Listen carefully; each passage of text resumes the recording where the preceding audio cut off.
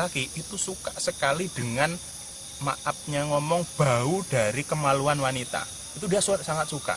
Makanya ketika tuyul ini ketika melakukan aksinya akan mencuri di sebuah rumah dan dia melewati sebuah kamar, kok ternyata lagi disasar melakukan penarikan, kita mendapatkan sebuah satu koka, gelang koka, dan satu lagi gelang akar bahar. Sebelumnya di malam ini, kemarin malam saya sudah melakukan kontemplasi kalau nanti waktu melakukan penarikan kita akan mendapatkan sebuah koka dan saya gelang akar bahar, dan ini akar. Terima kasih.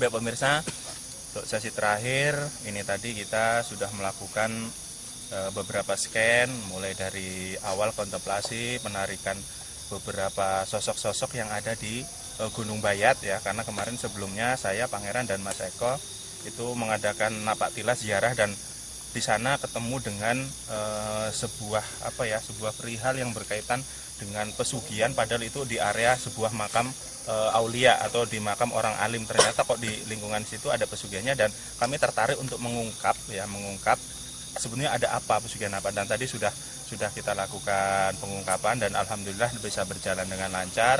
Semoga dengan tayangan tadi itu bisa menjadi pelajaran tambahan wawasan untuk Anda semua.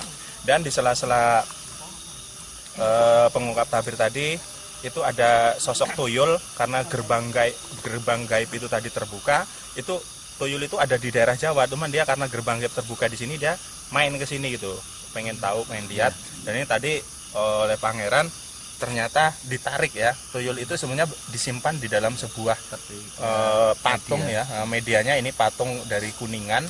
Nah dia tersimpan di sini dengan gusnya tadi diwujudkan, dan ini wujudnya ya, ini bentuknya tuyul sedang berangkang, aslinya dia dari gunung, dan ini yang memiliki adalah seseorang warga yang ada di sekitar Gunung Bayat ya.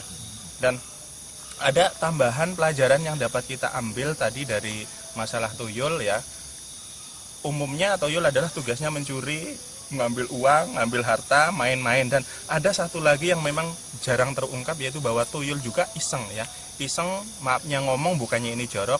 Tuyul salah satunya tuyul laki-laki itu suka sekali dengan, maafnya ngomong, bau dari kemaluan wanita.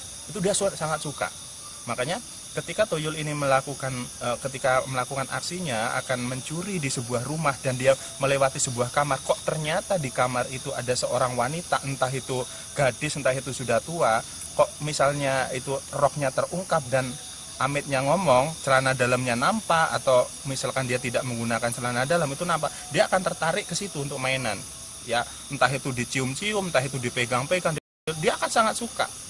Dia sangat suka dengan kemaluan wanita. Nah itu makanya ini sebagai tambahan yang jarang sekali terungkap ya. Cuman saya berusaha ya, tuyul itu terus saya pelajari ya, bagaimana sih, apa sih yang dia lakukan, itu saya pelajari terus, dan alhamdulillah ini tadi sudah disaksikan banyak ya, bahwa dia mengakui ya, walaupun dia bohong, insya Allah dia nggak akan bohong, karena ada trik-triknya sendiri bagi saya untuk mengungkap itu. Jadi saran saya untuk para wanita, para rekan-rekan semua, ketika akan tidur usahain ya, jangan, maafnya ngomong, telanjang. Itu jangan. Orang wanita itu kok sampai telanjang, hanya memakai celana dalam juga nggak boleh. Sebisa mungkin tertutup rapat ya, gunakan celana short lah ya, short apa sih, kulot ya, kulot shot, sehingga dia tidak menampakkan itu. Kalau dia tertutup kain, dia itu hanya bisa ngelihat-ngelihat saja, dia nggak bisa megang. Tapi kalau sampai megang-megang itu karena polos itu. Nah, itu sangat berbahaya. Dan menurut kisah, menurut cerita juga pernah ada seorang gadis apabila kemaluannya itu sudah dipegang atau bahkan dicium oleh tuyul, yang ini tuyul merah yang bahaya. Tuyul merah kalau sampai bisa mencium kemaluan wanita yang masih gadis, itu biasanya akan terjadi masalah gitu loh. Ada yang bilang susah jodoh. Ada yang bilang dia susah jodoh. Bahkan itu bisa berakibat fatal kepada masalah di rahim. Itu saya pernah mendengar cerita, tapi alhamdulillah belum pernah ketemu yang tuyul merah itu, belum pernah ketemu ya. Rata-rata tuyul biasa yang hanya main-main. Jadi saran saya, hati-hati ketika tidur, jangan lengah, baca doa ya, baca doa tidur, baca surat Mu'awizatain, Al-Ikhlas, Al-Falaq, An-Nas, Fatihah, dan ditutup dengan ayat kursi ya. Tiupkan di tangan, usapkan ke seluruh badan, insya Allah hal-hal seperti itu tidak akan mengganggu kita. Termasuk uang-uang yang kita simpan di lemari dan di mana itu, usahakan ketika menyimpan adalah didoakan dulu sehingga tuyul-tuyul itu tidak bisa ngambil. Itu pelajaran ya, pelajaran khusus bagi wanita ya. Bagi wanita ada tambahan, moga bisa jadi pelajaran. Terus berikutnya tadi di sela-sela ini, yang pertama tadi ya ini Gusnya lagi asik kontemplasi, ternyata ada sosok jin muda, masih muda banget ya, masih muda, itu datang ya, ngasih tasbih, yang tasbih 100, cuman ini panjang bentuknya ya, karena wujudnya besar. Terus yang selain tuyul tadi, ini ya yang terakhir tadi ya, langsung dua ya. Yang terakhir ini akar bahar dan gelang koka. Jadi untuk Ramadan ini kita jarang melakukan penarikan ya, karena maafnya ngomong, kalau Ramadan begini dalam gitu sepi ya, suasananya itu sepi gitu, sunyi gitu. Kalau nggak dipaksa bener nggak ini. Beda dengan di luar Ramadan. Kalau di luar Ramadan itu rame, alam gaib itu rame. Tapi ketika Ramadan ini kayaknya kata Gusnya itu jin-jinnya banyak yang kelon, malas keluar. Malas keluarannya, mau ganggu manusia itu pada kepanasan gitu loh, maunya nggak nyaman ya. Dunia jin itu kalau Ramadan itu nggak nyaman, hawanya banyak panasnya, makanya mereka lebih banyak diem saja. Ini kalau nggak dipaksa narik dia nggak mau.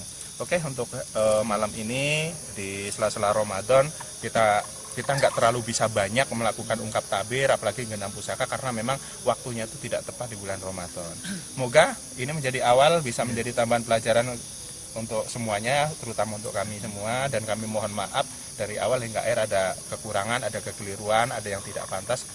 Kami mohon maaf sebesar-besarnya. Kami akhiri, wabillahi taufiq wal hidayah. Assalamualaikum warahmatullahi wabarakatuh.